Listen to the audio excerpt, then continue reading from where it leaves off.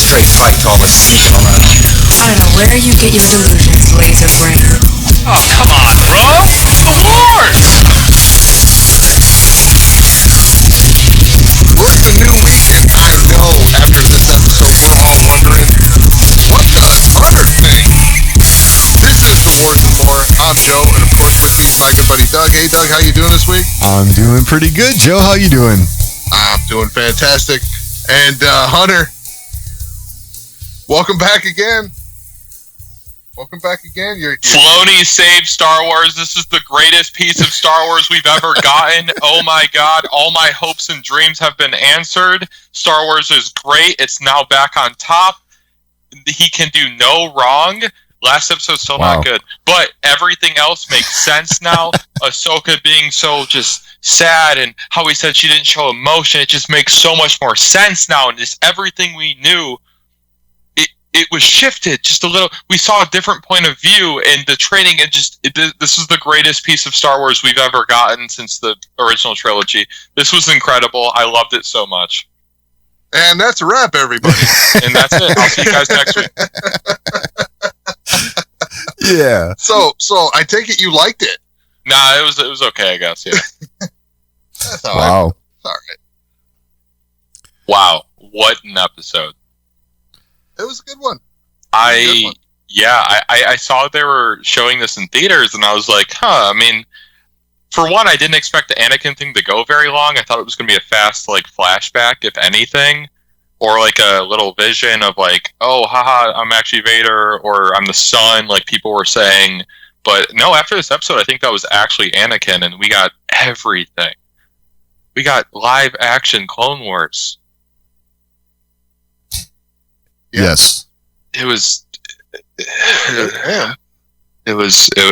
just phenomenal. I was lost for words. I stared at my screen for 10 minutes after the episode was over, hoping that it would just go to the next one. I didn't want it to end. Like, oh. Yeah.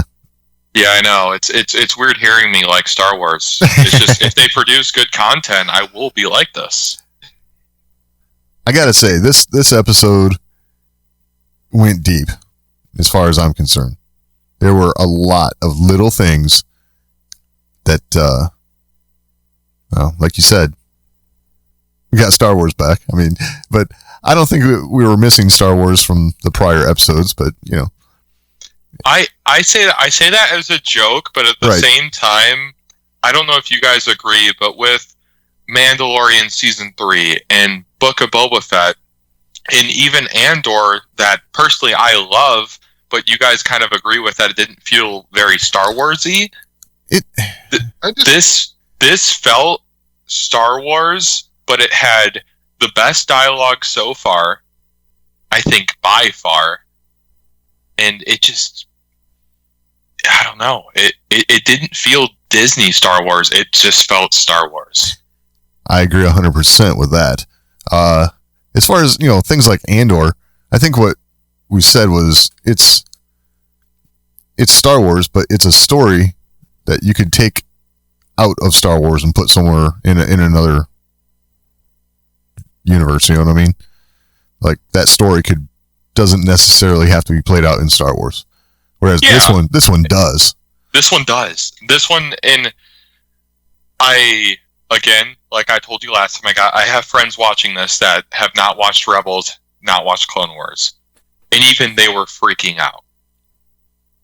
Like, they were like, oh, wow, we get to see Anakin between episode 2 and 3. That's so cool. I'm like, yeah, watch Clone Wars. What are you doing?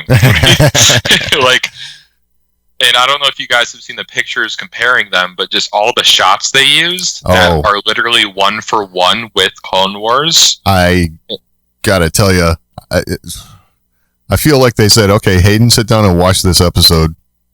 And, you know, yeah, now act it out. If you've seen interviews, Hayden's a big fan of Clone Wars. Oh, yeah, totally. He's a huge fan, which is so cool, and we get to see that. Like, it's not... What I loved about this episode... Well, I'm just going to keep going on. But what I loved about this episode is that it wasn't just him being amazing at lightsaber combat like we know him. He's the best actor we've ever seen use lightsabers. He's better than Darth Maul, better than Ray Parker.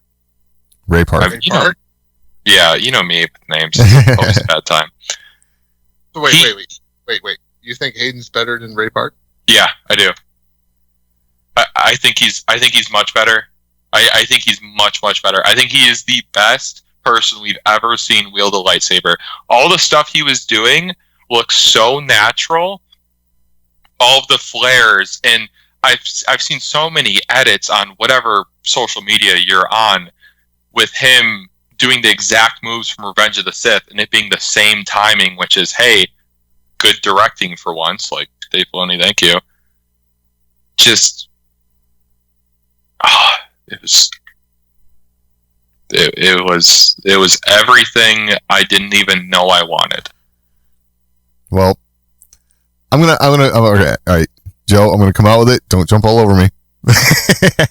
Well, I said this to you earlier, but for me, it's really awesome to see prequel and Clone Wars age fans finally get to feel the nostalgia for Star Wars that an OT guy has been feeling for a long time. You know what I'm saying? I mean, that's kind of my overall take from it. You're right. I guess because I watched Clone Wars growing up, that was my thing. It wasn't. I guess this is like the first time I felt real nostalgia. I feel old. Well, that's exactly what I was going to say, Doug. Like, if I'm going to jump all over you about anything about that statement, it's that, wow, here I am seeing Hayden Christensen come back, playing Anakin Skywalker in this manner, and it's like, wow, that's nostalgia for me. It's like, that must be what the OT fans felt. It's like, oh, damn, I'm old. I mean, this episode, the way it hits for me, okay, the way I'd liken it is to the Chewie we're home moment in The Force Awakens that, in the trailer, okay, before we saw the movie and all that, and it was like, oh, wow, okay. Now, granted, the movie didn't deliver like we were hoping, but, it was good for the time. It wasn't bad. Right. It was just, But when you see Han and Chewie board the Millennium Falcon, it was like, oh, there we are. We're in Star Wars, I mean, I don't know about you guys, but after this episode, on my favorite character list, Anakin rose a lot of spots. I don't think he's number one, but I feel like this episode gave him even more depth. And I don't know, do you guys think that this was a vision, or do you think it was actually Anakin? Because I think it was actually Anakin. It's a vision. Okay. I think it was both. I think it was both. Yeah. Okay. Yes, I agree with Doug. I think this was a vision, but it was a vision in the Force, which is just it's a whole nother thing. Which I did see people bring up is what Mortis was. Mortis didn't happen physically. It was more of a dream thing. Remember how they woke up in their ship and they weren't actually on the planet? Yes. Which kind of put into perspective for me, I almost think Anakin is the father. He's both sides. He's the balance of the Force that we always wanted him to be, right? That's how I took it. Well, I saw this question raised somewhere. Did we ever know the fate of the son? I thought he died. Did he? Or did he fly off? I swear he died. Because, people were saying, oh, he's the son now. But the whole thing was... No. He's the father. The thing is, agree. I think Anakin's the father. He's taking the place of the father. They even said that in Mortis, right? Yes. If this is that being reestablished, Anakin's totally taking the place of the father. And Ahsoka is the placeholder for the daughter. But what I've seen about is that those two are going to have to find and control the son. Have you seen the picture? It is Anakin's the father, Ahsoka is the daughter and Ezra's the son. Oh, I see. Have you seen that? It's the picture of the three Mortis gods, and it's like Anakin's doing the whole hand up pose, and it's the same exact thing, and they have Ezra sitting as the son, which I know he did a little bit of dark side stuff, but I don't really see him fully falling at all. But I don't know if you guys have seen the picture. It's actually really cool. I have not seen the picture. I can imagine it though. I can send it. I just see, like Ezra was an Inquisitor last week, so I don't buy it. Right. Like, yeah, the Ezra's the Inquisitor thing. I'm like, why the hell would Ezra be back and Thrawn still out there? Like, I'm sorry, I like Ezra and everything, but Thrawn's a pretty smart dude. If Ezra can figure it out, so can Thrawn. Like, yeah, but Thrawn couldn't talk to whales. I mean, there's that. Also, yeah, like after this episode, it kind of does show how powerful Ezra was with his whole connection to animals. Yeah. Like us seeing Ahsoka do all of that to talk to one, when Ezra's like, yeah, I got the whole fleet coming with me. It's kind of, cool, right? Yeah, and it's cool to see, I guess, us get comparisons, because a lot of times in animation, it's almost like a video game, right? It's like, oh yeah, they can do that in animation, but live action is completely different. Fair. But, yeah. I don't know. I think it was just his affinity for the Force was in connection with animals. I mean, it showed that in the beginning of Rebels with the Loth Cats. Like, he just had a connection to nature. Which is cool. It's cool. It's cool, but I don't know if that makes him, like, powerful. Like, I think it makes him powerful for him being able to talk to that many Purgles at once. Right, but I just liken it to the rest of the, the Jedi. They always kind of had a descriptor for them, right? As powerful as Master Windu. Yeah. Like, was it Yoda?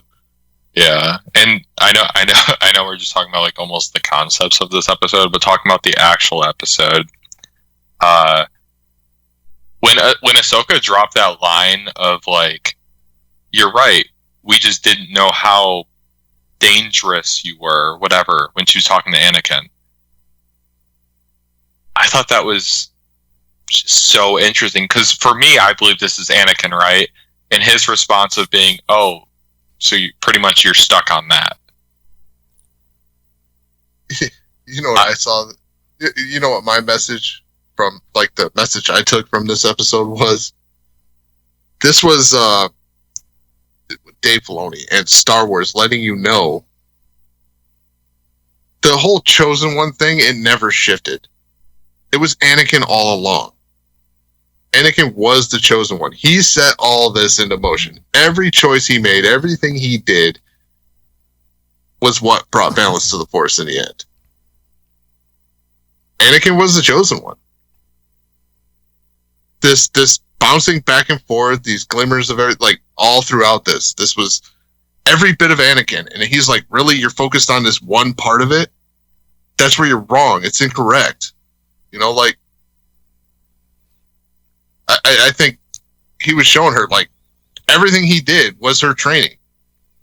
From everything he taught her in her youth to everywhere he went wrong. That was all part of her training. Yes. Go ahead. Yeah. I know. It's more of because I've seen a lot of people not argue, but honestly, I haven't seen a lot of argument at all, which is awesome. But people discuss, what was the lesson Ahsoka learned? And I'd like to hear what you guys think it was, because I think I, like, for sure 100% know, but I don't want to say it and then you guys pick, oh yeah, that makes sense. I want to hear what you guys actually think. Well, I don't know how to exactly put it that way. Like, you want me to take a shot at this? Yeah, go for it. Go for, like, what was, because the whole thing was a She training, was right? made into a warrior. The war's over, and she hasn't chosen to live. She's still fighting a war. No matter what, she's fighting a war. Her concern wasn't about her friends. Her concern wasn't about anyone else. It's about fighting a war. Her concern about where Ezra and Thrawn are and all that stuff was about Thrawn and preventing war, not about finding her friend. Anakin taught her it's about life. Choose to live. Don't choose to fight a war. Live. Fighting a war is defending your right to live. So choose life. That's my thought. Okay. I think the point you guys were just talking about there, the what was it? The thing she was hung up on.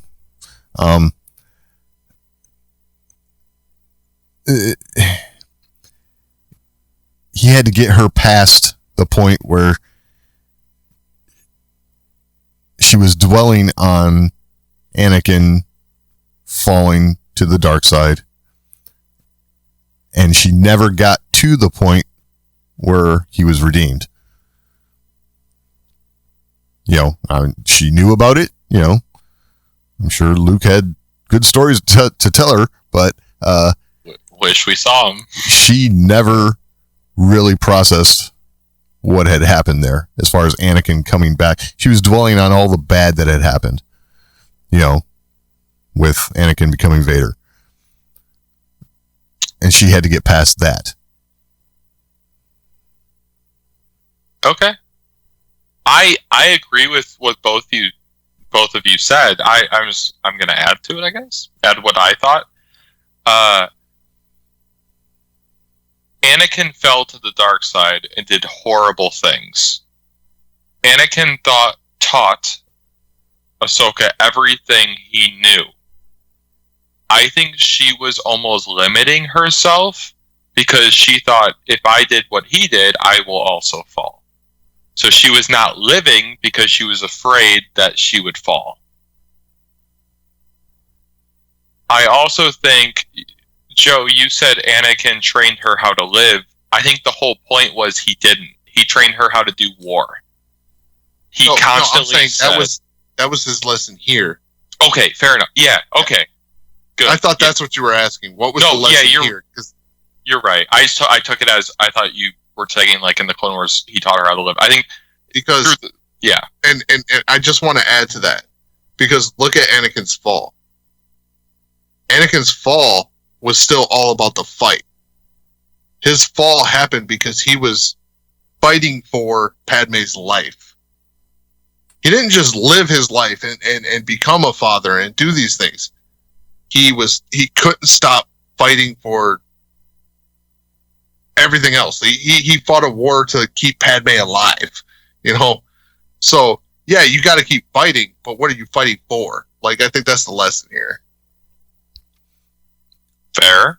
But okay, so you are on the same board as me. Like, Ahsoka was taught how to be a warrior in a war.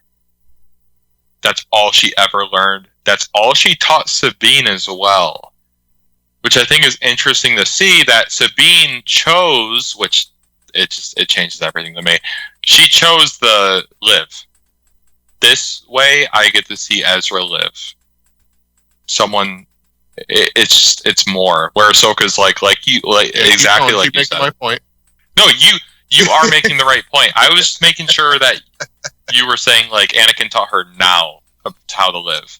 Mm-hmm. But the trauma and I don't know the actor. I really should have looked it up. But the actor they used for young Ahsoka was incredible. Oh yeah, she nailed all the roles, and it really put in the perspective. Wow, this is a 14-year-old girl in a war. And how messed up that situation was. And even though Anakin was like, hey, we're Jedi, like, we have to adapt. That doesn't matter. You're still 14 years old killing people. Like, sure, they're droids, but a lot of your friends are dying every day. Like, I think it was... They weren't part 2. The Battle Part 2, they were not droids. I know. And the Siege of Mandalore was incredible, but just, I loved seeing that in live action and them using all the smoke and just showing how horrible the war actually was. Because in animation, I mean, yeah, they're going to kill like 20 battle droids and everything's kind of bright and stuff. But no, this was like friends dying. And I thought that was so good to see. And it hit for us who've watched Clone Wars and Rebels, and it hit for people who haven't. And I think that's awesome. I think my entire worry about this show was you need to watch everything to know what's going on. And this, you know what's funny is the only people that are saying that are people that watched the Clone Wars and Rebels. Like, I didn't pull any this week because the negative comments are getting so few that like I'm basically just going to be calling out individuals, and I don't want to do that.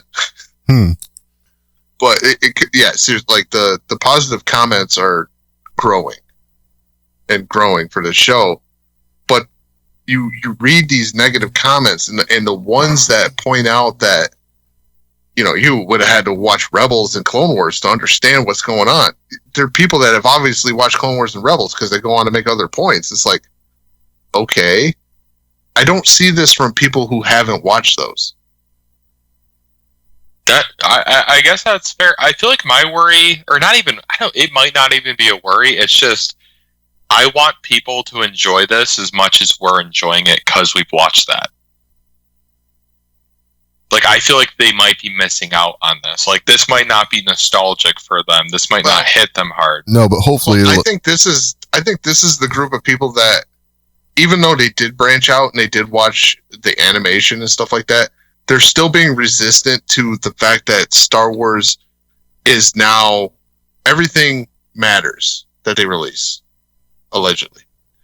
We'll see how long that continues, but as it stands right now, everything they release when it comes to novels, comic books, movies, it all matters. So you're going to get pieces of canon from all different places. And these are people that are resistant to that. They want to just assume that everything that matters is going to show up on screen for them. And as this is growing and growing, they're shrinking where they want to see it. They only want to see it on a big screen anymore. And that could just be because we haven't seen a Star Wars feature in a while. To me, this was a Star Wars feature. But I get what you're saying. So far, turn on episode 1, hit play. This is a Star Wars feature going on. Yeah, absolutely. Continuous. Week after week, this is the same story. You're picking up where you left off. This could be played as one. I really hope at the end of this, if this continues like this, I hope they release it as one so I can just watch it as one. If they release it as one in the theaters, I will drive wherever I have to. I'll totally sit there for 6 hours and watch this. I don't care. Yep. We will all meet up and do that. Okay, so on that note, I would like you guys' take on something, especially you, Hunter, in regards to something I thought about from last episode. And with having the context of this episode in mind, when Baylan tells Ahsoka, the legacy of your master and you is death and destruction. Yes. Right? And I rewatched it, everyone, because I was told to rewatch it, see if I liked it better, and I didn't. But I will say, did you watch it again after this episode? I didn't. I watched it before it. I watched it right before it. Go watch it again. No, I'm going to watch the whole thing when it comes out after, because I think this episode puts everything in the context. I just want to see how many times I can get you to watch that one again. Stop. No, but I will say, I didn't realize how much Baylan saying that triggered Ahsoka. It almost like it put her, what she's actually been thinking, and someone called it out. He's telling her what she's been thinking this whole time. Which, as we've seen Baylan, he's constantly doing like the I can read your emotions, like the way he was talking about Ezra. He doesn't know who Ezra is, but he felt that through Sabine's mind. Yes. Which is like old Jedi stuff that we haven't seen in a long time. I love it. But with that statement, him calling it out, it tells us that basically Ahsoka thought she had all this figured out. Like, and just like you were talking about before, she might have thought she went the same way as Anakin or whatever. She's living in the past of how all that went down, whatever. That was the lesson that Anakin needed to teach her, is that she has to go beyond that, because even Anakin eventually got beyond his fall. Well, I want to, I answered your question about like what was the lesson for Ahsoka, right, Hunter? Live, right? And so I'm a history buff, right? Oh, okay. And one thing George Lucas always did in Star Wars was he always echoed history and things like that. Like he always had these themes where he would weave different parts of history and stuff into Star Wars. And I feel like Dave Filoni did the same thing here. Yes. Like there's a famous story from World War II, right? There was a Japanese soldier that I can't remember what island it was on. It was one of the islands that was in the Pacific Theater. I think his last name was like Hiro, right? Hiru or something like that. But he didn't know the war was over, and he kept fighting. Like that's like I think the thing they're echoing here. Ahsoka is like refusing to let go of the war. This is why Ahsoka has been the character we're not recognizing. Right. The war hasn't left Ahsoka. She's still fighting a war even though it's over. And she's looking, it's a little different than that story because she's just looking for like the next part that's going to bring the war back, which with Thrawn, okay, that's a real threat. But she can't put it out of her mind. She can't breathe for a minute. She's still fighting that war. Yeah, I mean, she doesn't know life without a war. She doesn't know without it, right? Exactly. So all she knows is that war. So she's still fighting that war. And I thought that was genius of Dave Filoni to kind of weave that into it. Yeah, because it's totally what George Lucas would do. It is. And after this, it really feels like she finally like breathed out for the first time. Yeah. Yeah, it's weird that lesson comes from Anakin, right? Like, I know out of everyone, it almost feels like, oh, he shouldn't be able to teach that because of how horrible he was. But it's kind of like the learn from my mistakes. Yeah, that's a teacher for you. Exactly. Yeah. A teacher who knows what they're doing is going to use their failings to teach you better. And he has the ultimate failings. He does. It just. It hits so hard. Just I don't know. It's something about it being animated. Like the whole her being at war didn't really hit at all. Like I didn't be like, oh, that's someone that's super young fighting in a war. And what this episode truly changed for me is, I feel like you guys have been the same way, but the whole I am no Jedi, and us being like, yeah, go Ahsoka.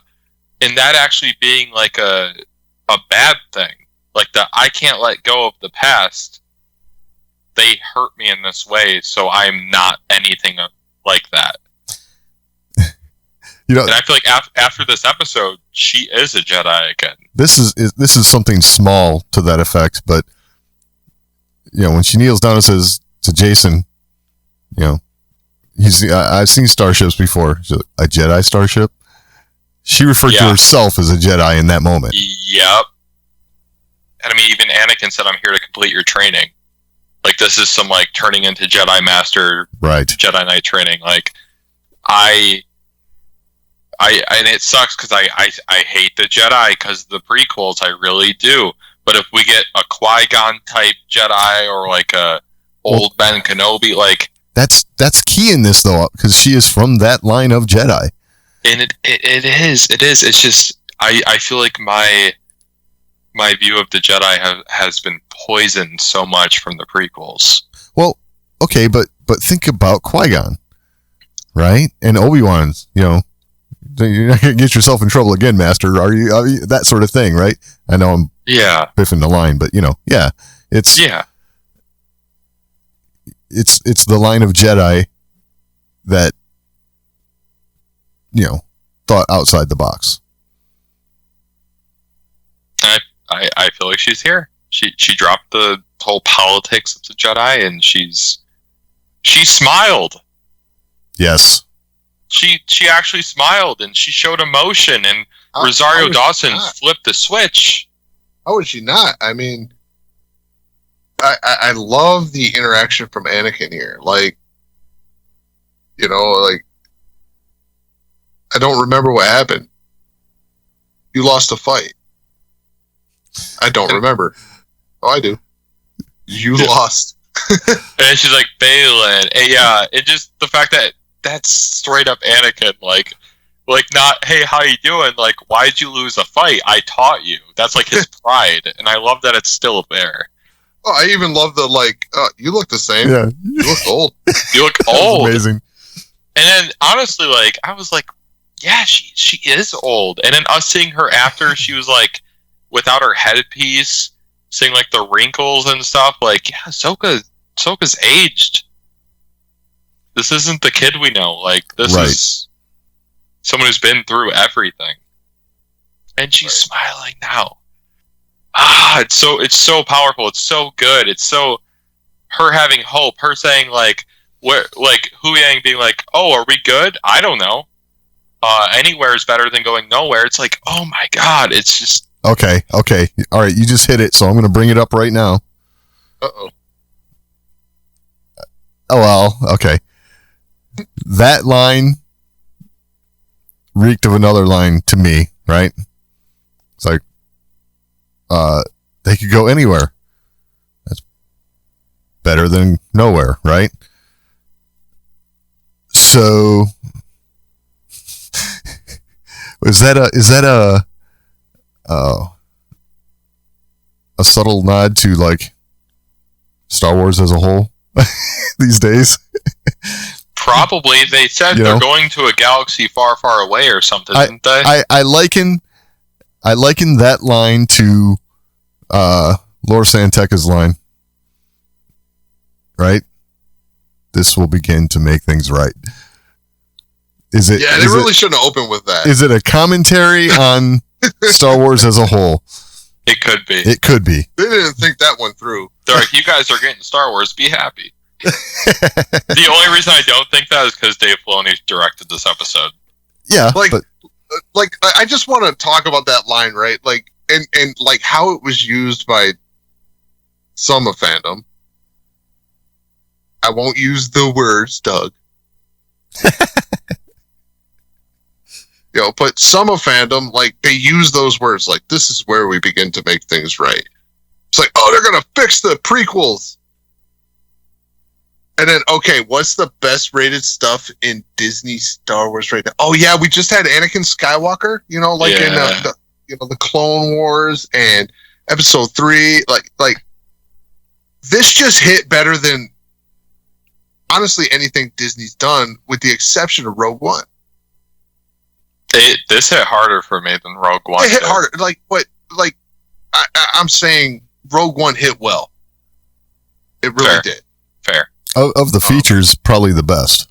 Yeah. Of the features, not probably the best, the best. Yeah. Well, Siege of Mandalore also came out. That's the only thing that in my head is competing. That's why we said features.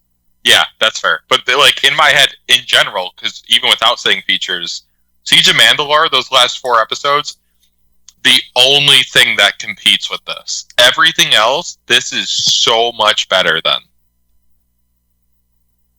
Ridiculously so. Like, if we saw this in theaters instead of Rise of Skywalker, oh, man. Oh, I mean, yeah. Agreed. They're totally making a better sequel trilogy right now. But they are. They really are. After this, I'm with it. But I mean, it's. Let's be honest though. This is all subjective. This is our opinion. No, this is fact. This is not facts. It's facts for us. It's subjective. Because one day, all of us prequel and Clone Wars era fans, we're actually going to be smiling like Doug is right now about the sequel trilogy fans getting their nostalgia moment. Okay? Like, it's true. Sure. We may not be on board, but we're going to be happy for them. And this is the first moment that I actually believe they're going to make it that far.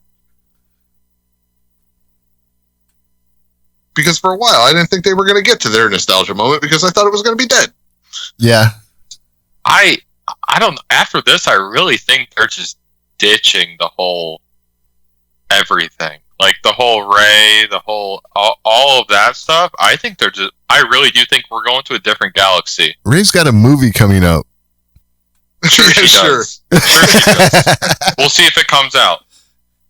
All right, I will take a bet on that. Ryan Johnson's got a trilogy coming too, by the way. Oh, yeah, everyone has a trilogy coming.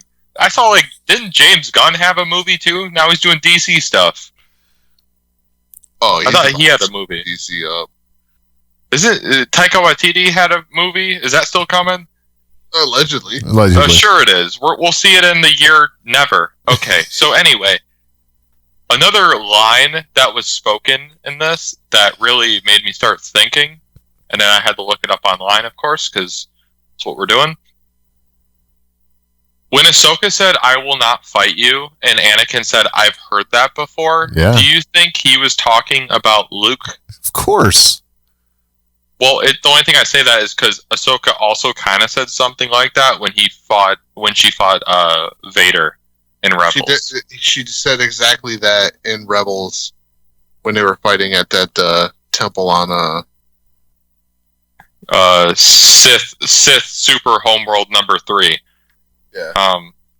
So Korriban, not Moraband. Damn it. You'll get it. It'll come around. But I'd love for it to be Luke. I really would, because that's kind of connecting it. So I think he just says it because he's heard it before, more multiple than once. times. Exactly. That's exactly my that's thought. Fair. This is a common thread.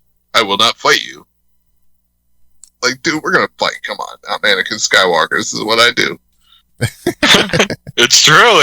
I mean, he has literally fought everyone that said that to him.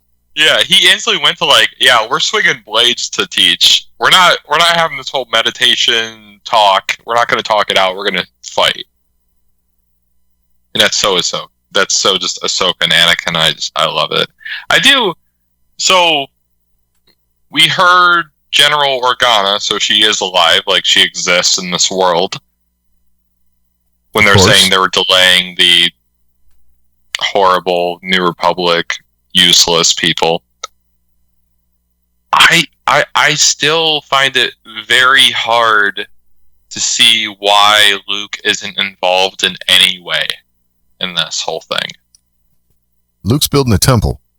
Is he? We saw him teach Malachor. Yeah, that's Malachor, it. Malachor. Right. Oh my God, you were stuck on that. I knew it would come back to you.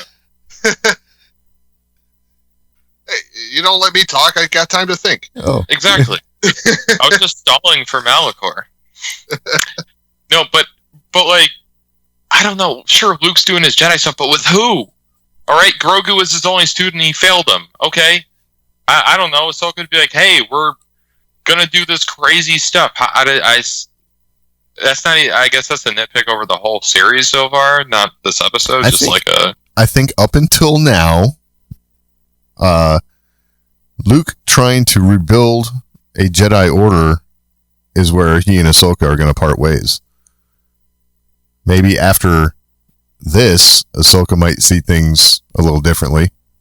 But up until now, when it comes to a Jedi Order, she really, not it,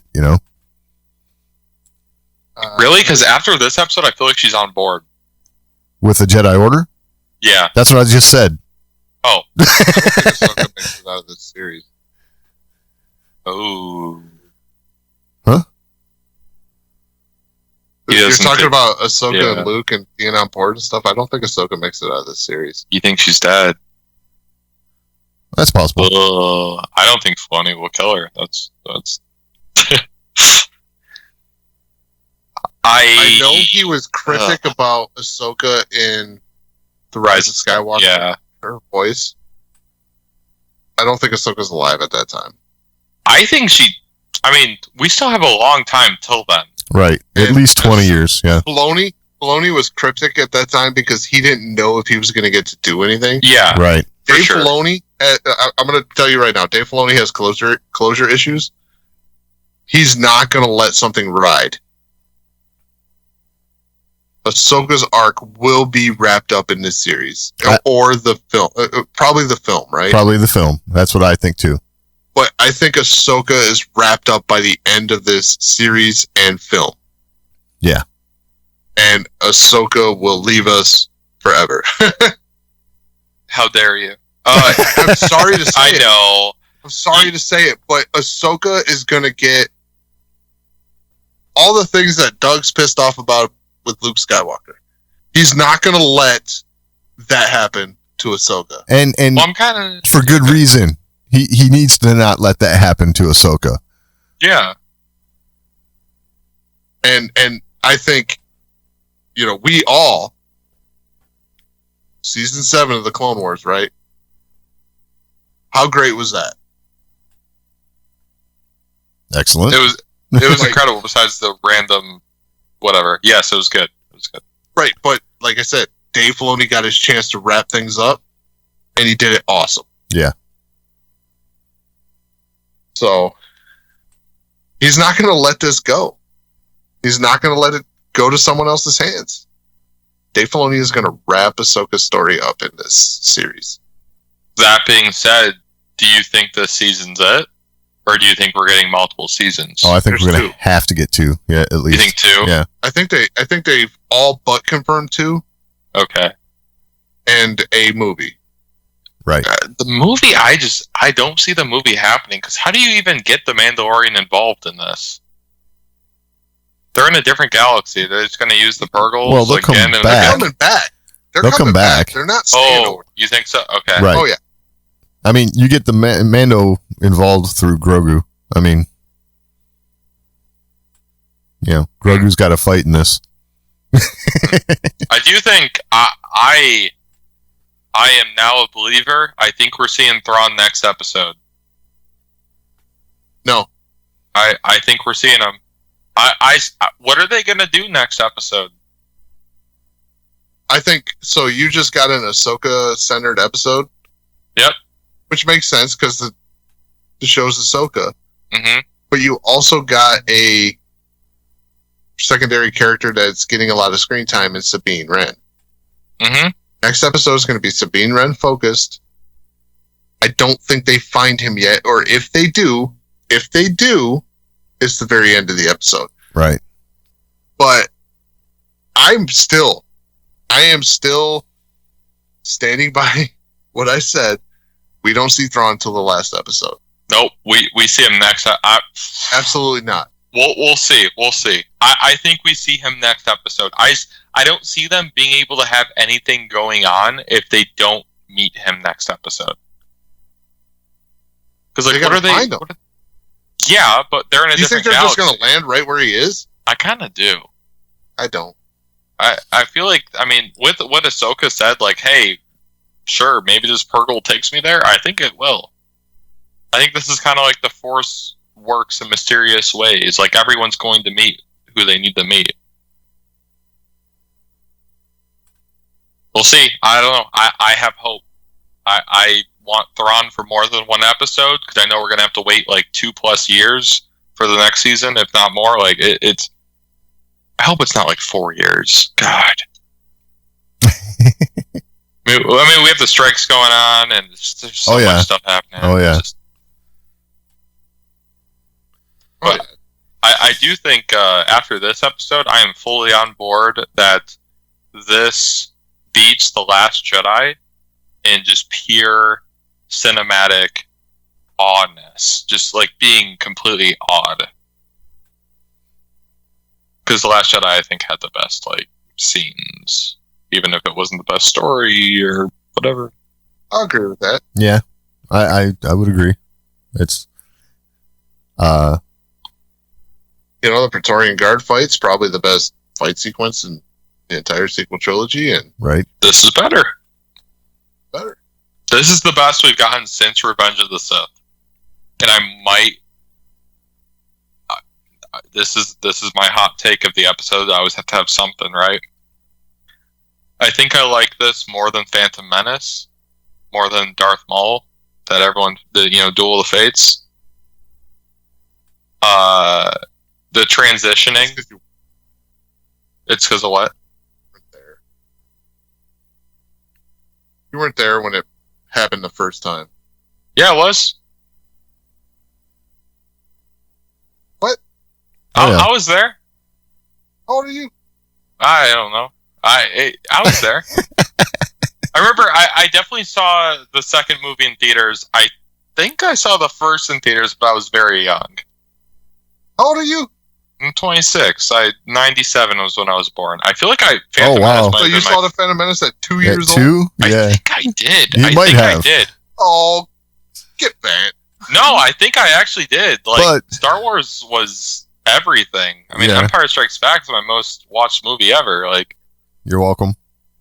Thank you. I don't even know if I could speak, and I was watching Empire Strikes Back. That's a true statement. I still remember that. Like in the theaters when we saw that in 1999. I'm still telling you, yeah, that music slaps. That music's better, but actual lightsaber. No, come on. It's different. It's like we say, it's the elevation of the game, right? We had never seen anything like that in Star Wars in 1999. Correct. There was nothing like that fight.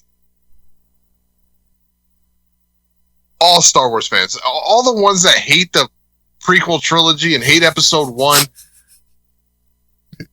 they were on the edge of their seat for that fight.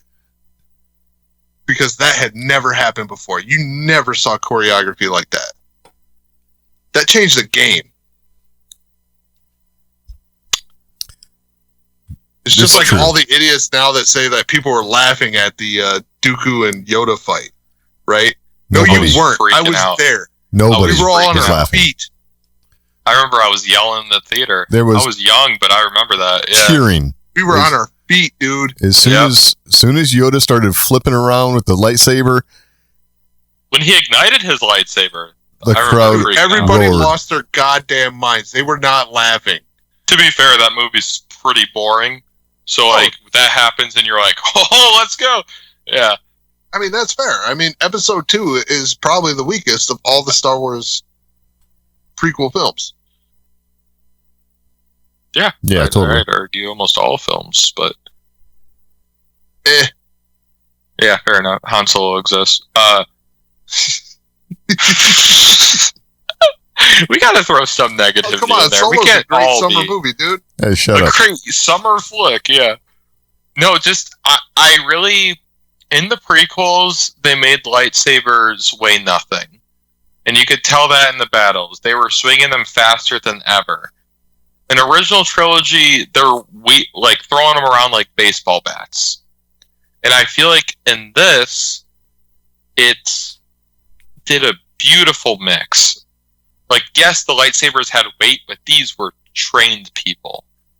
Dude, I think- Balin fights like he's a Knight Templar, right? Yes, he does the exact Claymore moves, Yes.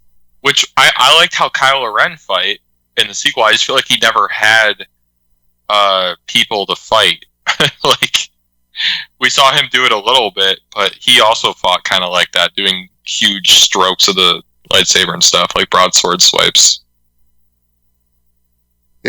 Oh, they Such a good character that just Kylo Ren. yeah, so much potential. Oh, and I mean, Adam Driver was fantastic.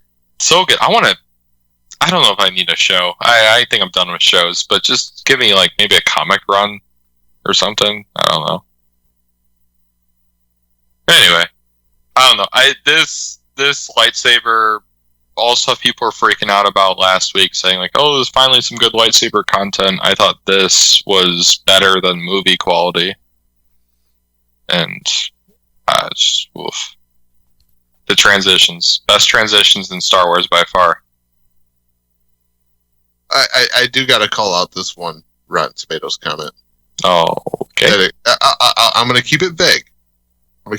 Even though it's still gonna out this person if you go look at the comments, because the negatives are so few.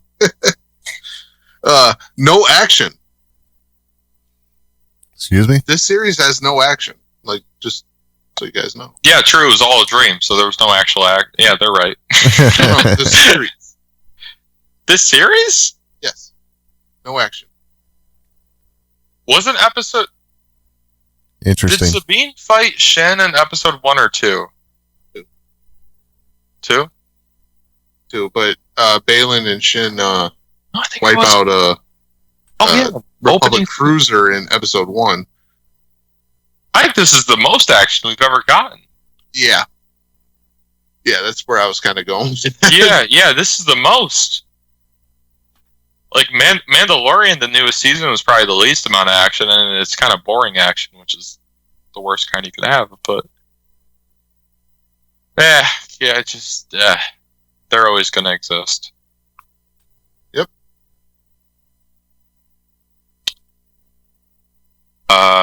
So after, like I said, Anakin, after this episode, went up very far, but to the point of, like, I don't know why they would need to do a Clone Wars in live action, but man, this really made me want them to. Yeah. All right. So I'm going to be that guy. Sweet. All right. This has been just way too positive. I had a moment. I wouldn't call it negative, but it's the closest to negative I could have gotten in this. All right. We've had this animation to live action and live action to animation crossovers going on, right? And I have been able to accept all of them. You know, you got the clones, voiced by Tim Morrison in the prequel trilogy, voiced by D. Bradley Baker in the Clone Wars. You've got, Anakin, Ahsoka. Like, you got these crossovers happening. Mm-hmm. Captain Rex Was awesome. This was jarring for me Really? because Captain Rex, although he's a clone, he was very, very personalized. We got to know Rex, right? So hearing Rex voiced for the first time by Tim Morrison was jarring for me.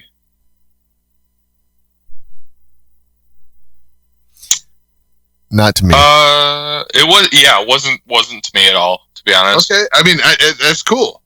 And I thought it was awesome. I love that. I love seeing him. Like, don't Yes. take me the wrong way. I love seeing Rex on there. I understand. Yeah. Right? Yeah.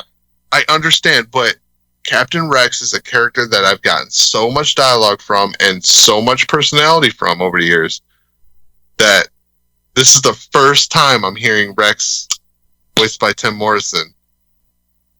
That jarred me just a little bit. Just a little bit. That's fair. I mean, I personally didn't notice, but I haven't watched Clone Wars in a while. Now, remind me, when he talked, it was the Siege of Mandalore, right? Yes. So that would have been later on. Okay, my only defense was like, oh, if it's an early Captain Rex, he probably doesn't have that personality yet. But no, that was like Endgame. Yes. Yes. Interesting. So, like, it was just, and I mean, I was just. I mean, he didn't saw say him much. last year, Yeah. right? Like, Yeah. D. Bradley Baker. Huh. Maybe if I saw a video comparing their dialogue, because I totally did not realize that. It didn't bother me in the slightest.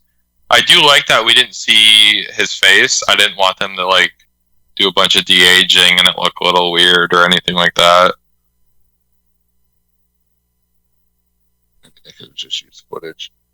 But also, like, hats off to whoever did the de-aging on Hayden Christensen. Like, oh my god. This episode? Now, compared to everyone else, okay? Compared to everyone else, Hayden Christensen still looks the closest to... He doesn't need a lot, that's for sure. He does need a lot, but I think the end of last episode, he looked a little bit weird compared to this episode. Sure. You know what's funny? You know what's funny is the episode 3 Anakin, which looks closer to him now. Right? Yep.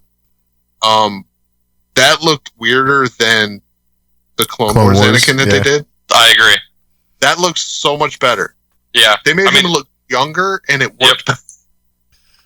Yep. I agree. Like, the episode 3 Anakin, I felt like they would have had to do the least amount of work. Yeah, my guess is that they did the scar and everything with all that. And like the added like war tornness to his face, that was all done with the CGI instead of just doing some makeup and some de-aging, you know? Oh. That's my guess. I think they went too heavy with the contacts. I think the eyes were much more like orange and vicious than they were even in Revenge of the Sith. I think that's what threw me off more. That I did notice that, Hunter. They weren't yellow. They were orange. Like fire. They were like. I think this is the same thing that made you guys think that was Darth Vader's hilt on his hip. In lighting. It's the lighting. Okay. To be fair, I did not claim that. I just said I'm not sure. I claimed it. I'll take it. Hunter claimed it. Like, okay. But that was totally so Anakin's hilt in that it was just the lighting and the way the reflections were with that scenery. Right. So the eyes, that was the same thing, I think. Oh. No. No, the eyes changed deliberately. Anakin's eyes changed deliberately. Really? Yes. Oh, yeah. Oh, I thought you were just saying they were... No. We're saying they were dramatically different. No. His eyes changed on purpose. Yeah. No. I know they made them yellow. But I think the fact that they looked like a blood orange kind of deal instead of yellow, I think that was the scenery. Okay, that's possible because there was a lot of red lightsaber in front of them. Yes. I think that was the scenery. I think that the hazard yellow Sith eyes were there. I think it's the scenery that made it look that like bloodshot orange. What I will say about them though is around the yellow color almost looked like extra bloodshot. I agree. I still think that's scenery. Interesting. To me, I still frame this because when I watched it on my TV. It didn't bother me that much. I watched it on my phone. I'm like, wow, that looks really bad. Watching it on my TV again, now with the context of my phone, I'm like, wow, that kind of looks bad. And then I still framed it. I think the yellow is the color. It's just the scenery. They didn't do anything to counteract the scenery. Yeah, I wasn't saying it's a bad thing. To me, this is how Anakin would look in episode 3 if it was made in 2023. But it was made in 2005, right? So like I feel like they just updated like what they could do to make him look more dark-sidey. Well, I think this is the difference between shooting on a green screen and shooting in the volume. Yeah. Yeah, there's that. That's definitely a big thing. So when you're shooting on a green screen, you can make all those details look immaculate. You just see the yellow. Right. We've never seen what that yellow would look like in a real environment. All of the reflections that they get on the actors from the volume screens, they never had in front of a green screen. Right. Which would be more like a real environment. And if anything, this stuff is looking more real than it ever has. True. I mean, granted, it's probably a little enhanced even more than real life. Because with the volume being lit screens, you're getting, added background in your reflections, as opposed to just natural lighting. But it's closer to what would be real than what we saw before on a green screen. Right on. Yeah. Like I said, I didn't have a problem with it Nope. anyway. I just thought it was definitely different, and that's all. Oh, it's definitely different. Yeah. It was definitely different. It definitely made him look more menacing. It was, oh, God. I've watched that scene probably 50 times, just seeing it on social media. I like the fact that you're watching him calm after Ahsoka kind of wins the fight at the end, right? Mm-hmm. Yep.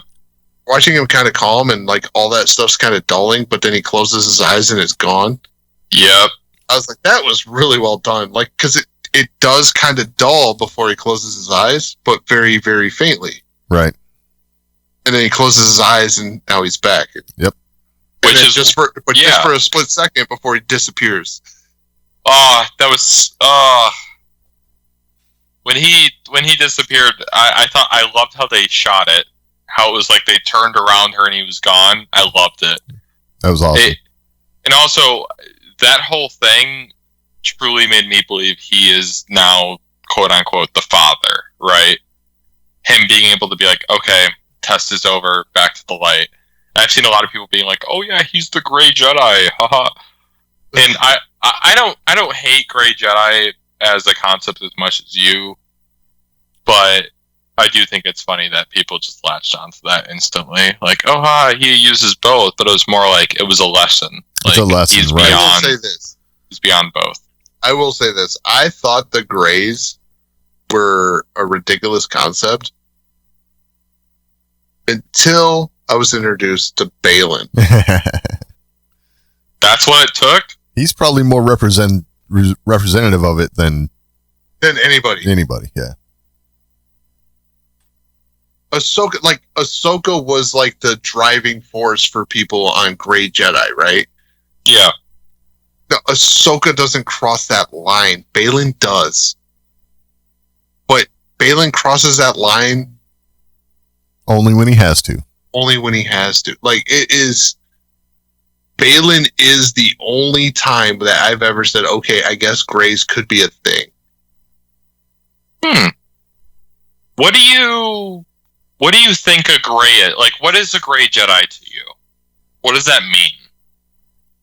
The straddle, right? Like, between the light and dark. So do you think they're constantly struggling with it? No. Okay. No, and this is why I think Balin is the closest to that, because Balin is not struggling with this. He's not getting drawn to the dark side. He's just utilizing both. Okay. Fair enough. I'm with you. I've never seen Ahsoka struggle with the dark side at all, so I wouldn't call her a Grey Jedi. I did. Well, this episode, right? But no, not in this episode. We saw Ahsoka with this on Mortis. Oh yeah. I mean, I guess. No, don't I mean nothing. She was more like poisoned. Like, that was... No. No. In the fire.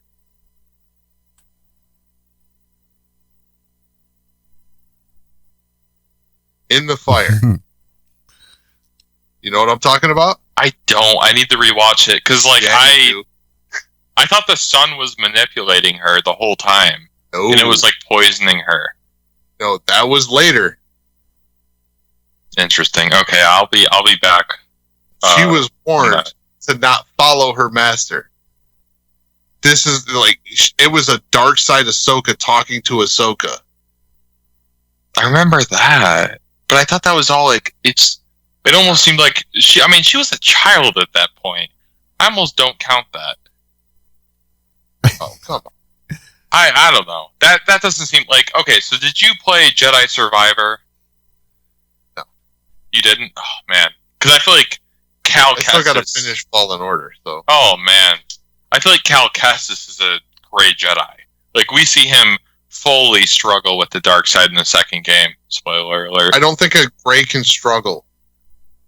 No, but in the end, he overcomes it and he's there. I'm with you. I don't think it's a struggle. I think it's they're able to tap into emotions and not have to be fully cut off. In the end, I feel like a quote-unquote great Jedi is what any Jedi should be.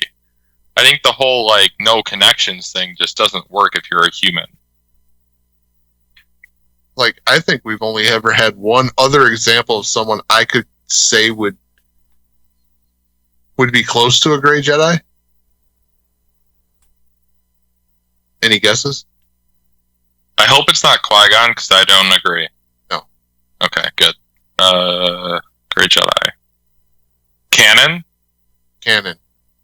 Not Anakin. I'll say this.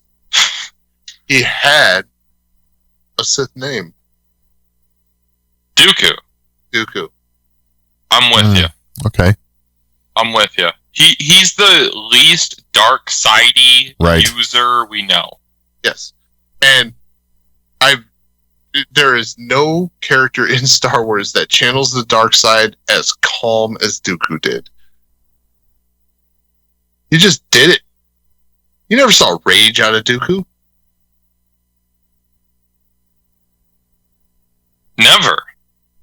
I mean, maybe in the Clone Wars when he was like, lightning. But, like, no. Yeah, it was not until the anime crossover that you saw Dooku enraged. Visions, right? Yeah. And honestly, yeah, like Tales of the Jedi, we kind of saw who. Right. Yeah. But not canon. Wait, no? The animated show? Wasn't that called Tales of the Jedi, or am I wrong? Tales of the Jedi. Yeah. Young. Not the OG, like the old comic book. Not that. The one where it's like Dooku, we got to see him like turn and like fight Yaddle. Yeah, okay, yeah. Never mind. I crossed that up with Visions. Oh, totally fair. Gotcha. Tales of the Jedi is when we first saw that. Yeah. When we saw rage out of Dooku. Yes. Before that, we had never seen that. Dooku was never enraged. Like, everything's going to shit on Geonosis, and this dude's calm. True. Very calm. So, he was, in Star Wars canon, he was the closest character I would consider to a Grey until Baylan. Baylan, even more so than Dooku. Yeah, like, for sure. Next level. Totally. If anyone was going to be considered a Grey, it's Baylan. Yeah, absolutely. I still feel like that we have something to find out more about Baylan too. Like, I really hate to think that character is just a device to move the story along. You know what I'm saying? I feel like there's got to be a little bit more to it. You know? Oh, for sure. And you know what? And Dave Filoni is never going to let Baylan get called a Grey. Oh, I know. Yeah. He is going to have Baylan labeled as a dark Jedi. Oh, for sure. Yes. It's the OG way, man. Like, yep. This is how this began. Absolutely. Before the Sith were the Sith. Yes. They were dark Jedi. Dark Jedi, exactly. That's the beautiful part about how Filoni is doing this. I man, I don't know. I've got,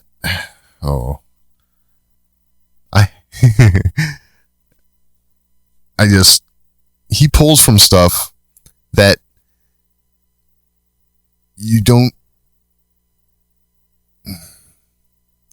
he is thinking so deeply about this that you don't even realize what he is pulling from, you know, because he goes deep into the lore. He is a student of Star Wars as much as he is a creator, you know? So Yeah. Well, he's the George Lucas understudy that is actually keeping the EU in his back pocket. Yes, absolutely. Because George would never go there. Right. And that's the difference we got now with Dave Filoni. Well, is he will go there. George would go there, but not for anything like main character wise. Right.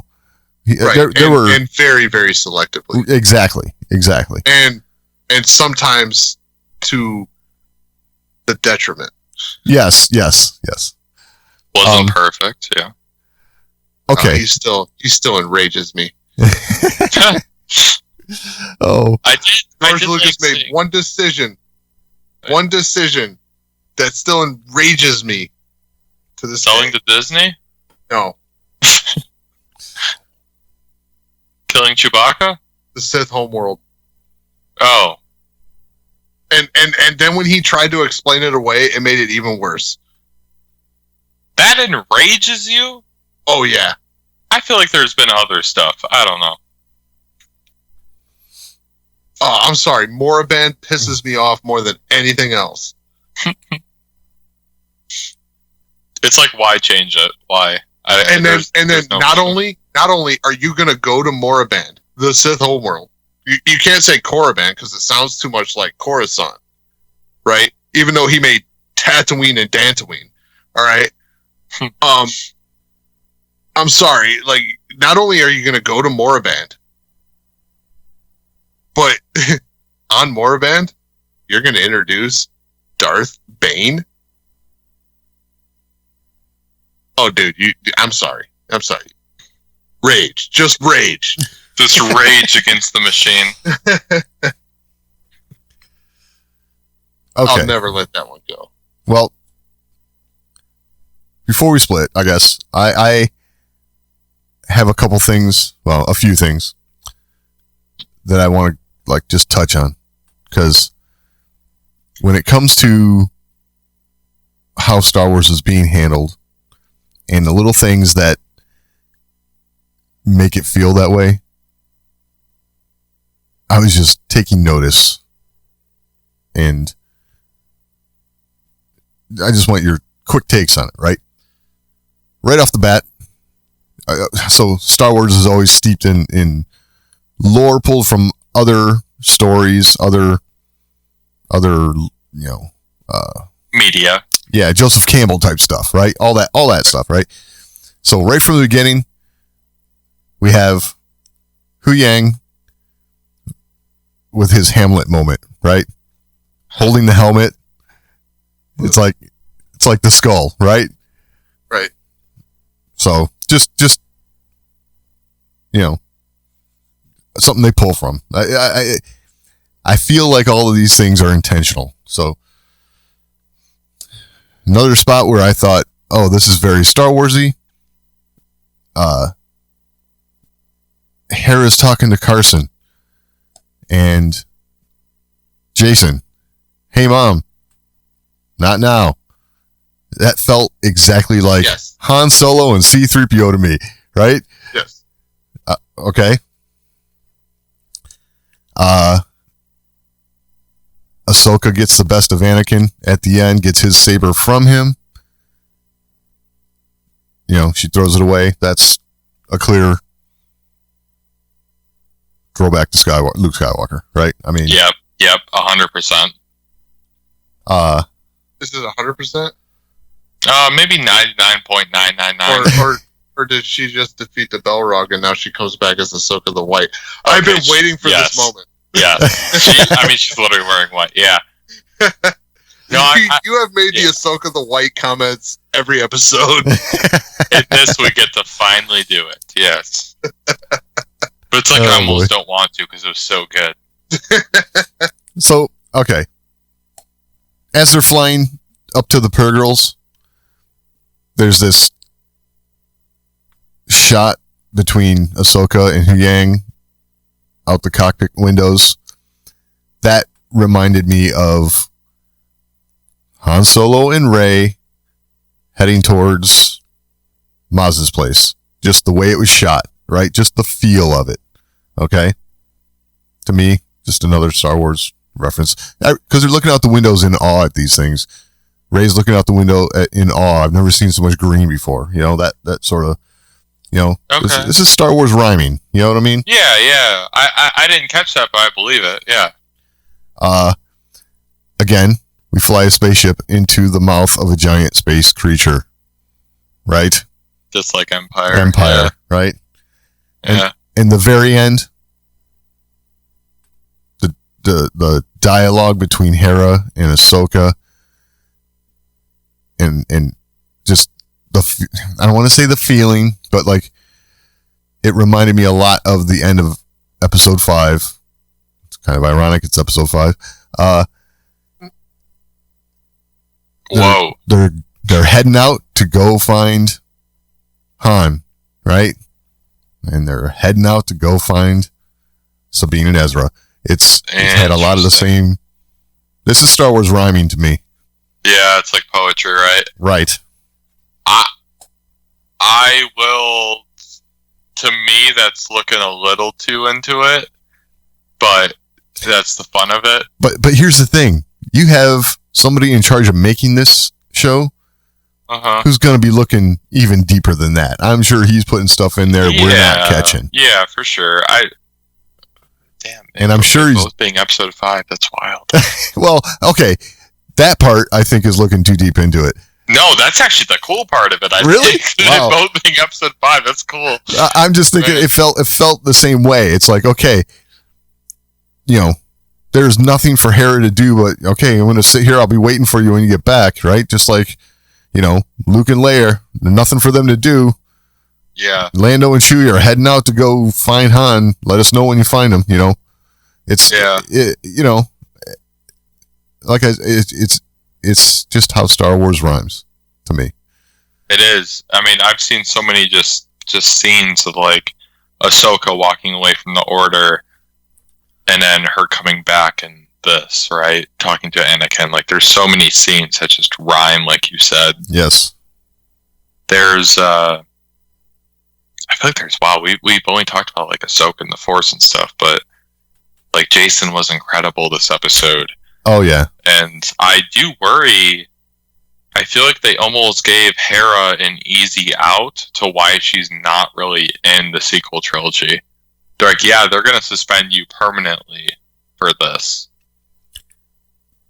Which seems a little too far, a little too convenient. But if that does happen, and that's why we don't see her in the sequels. Well, we saw the ghost. We saw the ghost. Sure, in the ships in the very end, the list, but that wasn't even like we're calling the Resistance, we're calling anyone. True. So if this is the reason why she's gone, sure, you needed a reason. I'm okay with it, I guess. Yeah. Well, I think Jason at this point, like the way they're establishing him and his abilities, things like that, this is a definite kink in the chain. How do you mean? It really is a moment where I'm kind of like, okay, how does this fit in? What happens to him, right? Right. Like, where's Jason when everything's going bad? Right. Okay. Why do we have to wait for A? We had Jason. Because they didn't go to the other galaxy. I really thought they were all going to go together. And that was going to be, we don't see them because they're in a different galaxy. Oh, I see. But after this, yeah, and I mean, Hu Yang's dialogue has always been incredible. Yes. It's one of the strongest in this entire series. But just will you teach me how to be a Jedi, pretty much? No. Will you teach me how to build a lightsaber? No.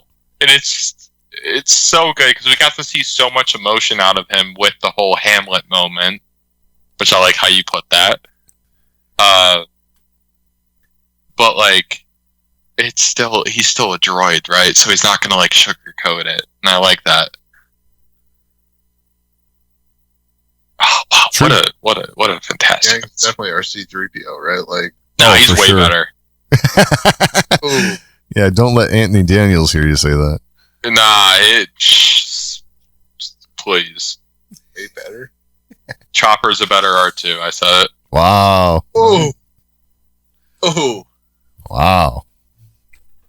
Also, I've seen a lot of memes about how Jason hid behind Chopper. Yeah. And it was like, yeah, hide behind the war criminal. He'll protect you. Oh, back to that. I'm seeing a lot of traction about how Chopper's a war criminal after we talked last. It's funny. That's funny.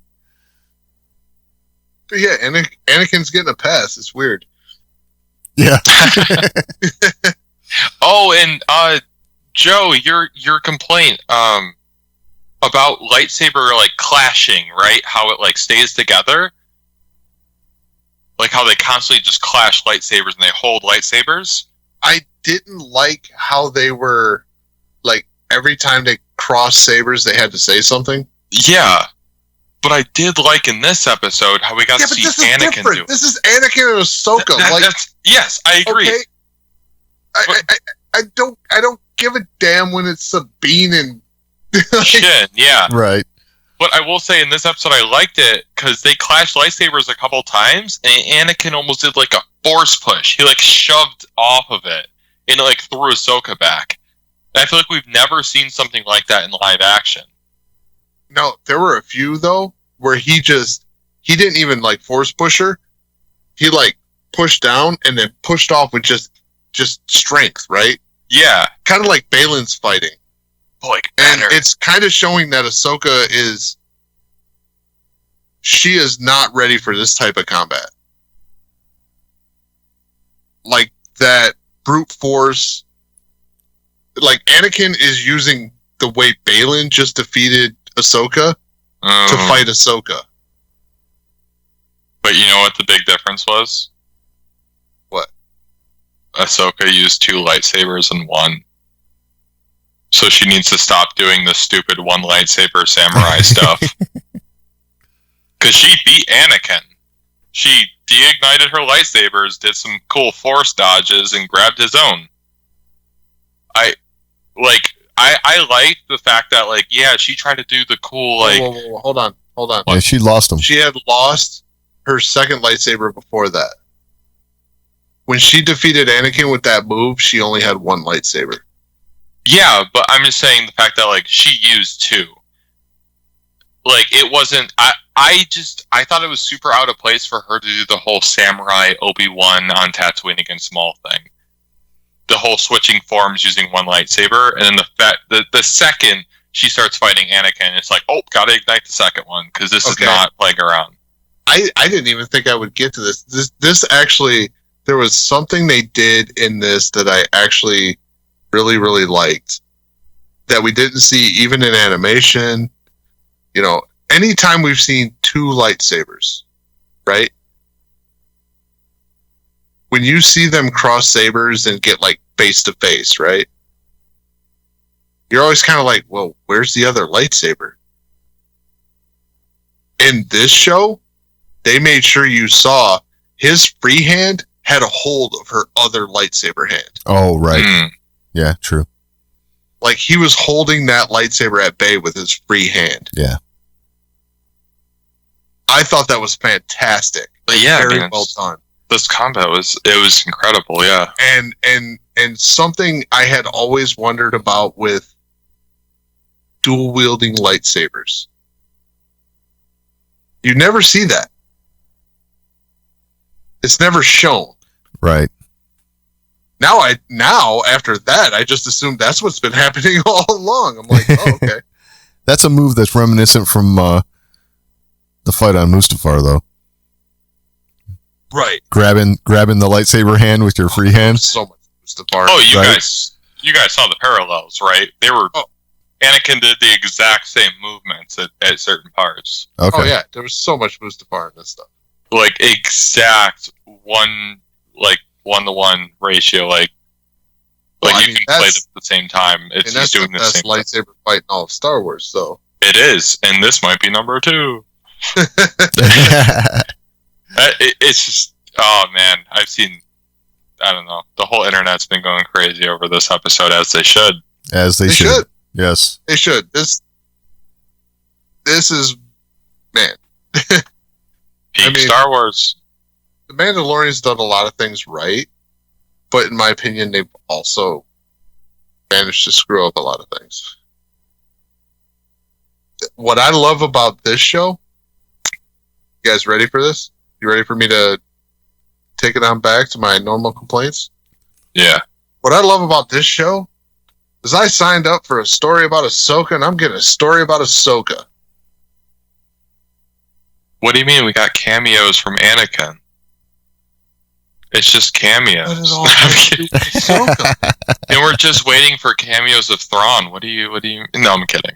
Which also will have to do with Ahsoka. It's crazy. Not really. Thrawn doesn't really have anything to do with Ahsoka. She just kind of showed up. In Rebels, Thrawn was more of the Rebels crew's enemy. I'm poking. Which Ahsoka was very attached to for the battle on Lothal.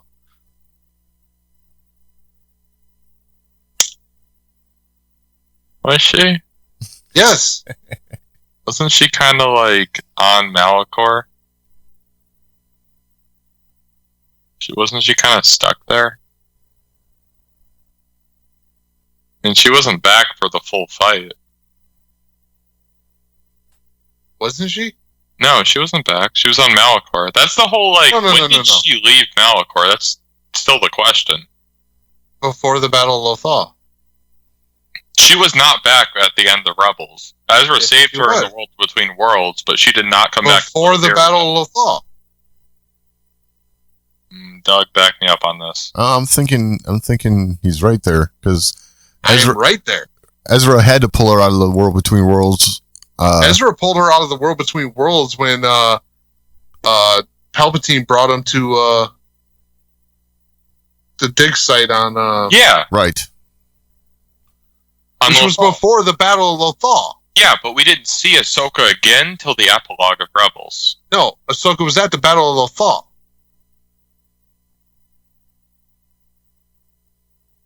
No, she wasn't? Yes, she was. Well, no, I swear she wasn't. What'd she do? Oh, shit. You're gonna... I don't think she did it. Nah, she was not there. Look, we saw her on Malachor survive, and that was the whole oh shit moment.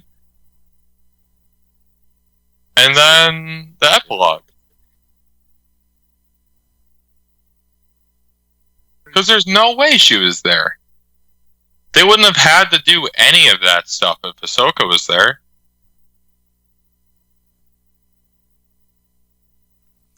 She might have just been hanging out with Bendu. I don't know. I don't remember. Nah, she was not there for the Battle of Lothal in the very end. She was not. No way. Because Ezra saved her, and then we saw her in the epilogue, and then we had a whole conversation. 99% certain she was at the Battle of Lothal. That 0.1% is going to get you. 0.01% is going to get you. Because, like, we had a conversation about how did she get off Malachor? All the ships were pretty much destroyed. So she showed up after the 20 years, and we were like, oh, how long do you think she was there, and how'd she get off? And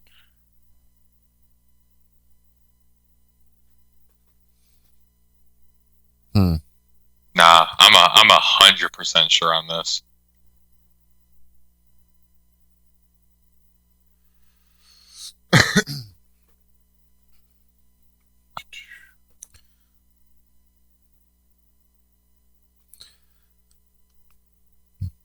But as you're looking this up, yeah, because I swear I'm right.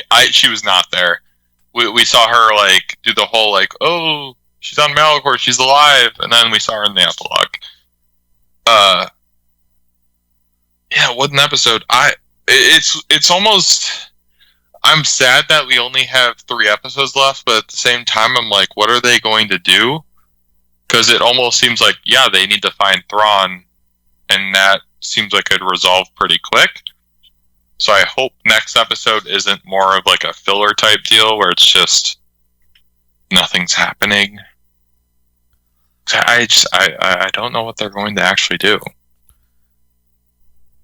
That might be the crux of that line. Where, you know, they could go anywhere, and anywhere's better than nowhere. Oh yeah, well, imagine she doesn't go to the right galaxy. Well, I mean, you never know, right? I mean, that thought did cross my mind in that moment. So yeah, He's just some yeah. He was like, "Oh, the Milky I'm Way. wrong. What's that?" Yeah, she was not at the Battle of the Thaw. I know. I said I was 100% right. She was still out before that, so I'm wondering where the hell Ahsoka was. I swear we had a whole conversation about that. Like, how did she leave? Because all the ships were gone. So someone else had to like land there. What happened in that time? How'd she survive? I feel like we had a whole conversation before Ahsoka came out, like a long time ago. Yeah, so now I'm kind of wondering what the hell. Yeah. See? She was out before the battle. If Ahsoka was there, Thrawn threatening Lothal, I can't talk, sorry, wouldn't have mattered. Ahsoka would have just killed them. Like, if she was there, it's, I don't know. She's so much more powerful than the Rebels crew that when we did have her involved, it was like the highest of stakes.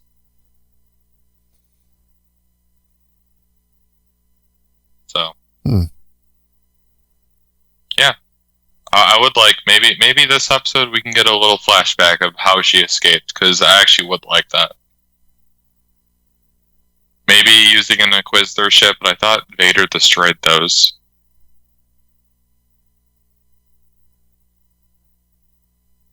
Interesting. Yeah, I mean, I guess with Ahsoka not being at the Battle of Lothal,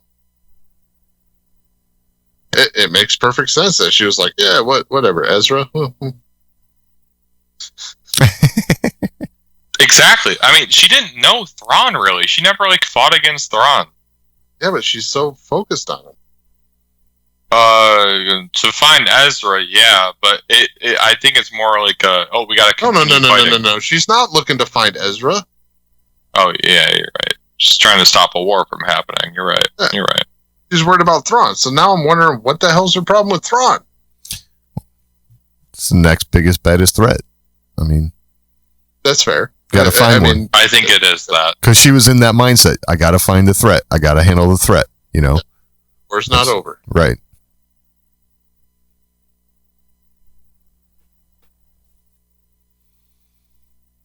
Yeah, it'll be interesting to see where we go next episode because, yeah, it could be anything. Anything.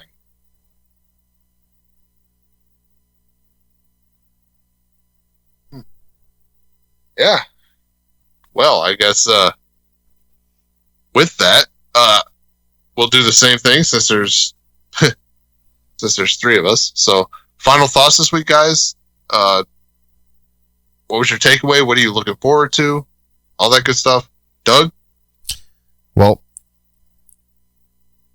I guess when Hunter came out and said Star Wars is back, I don't feel like it went anywhere necessarily, but it was definitely here in force.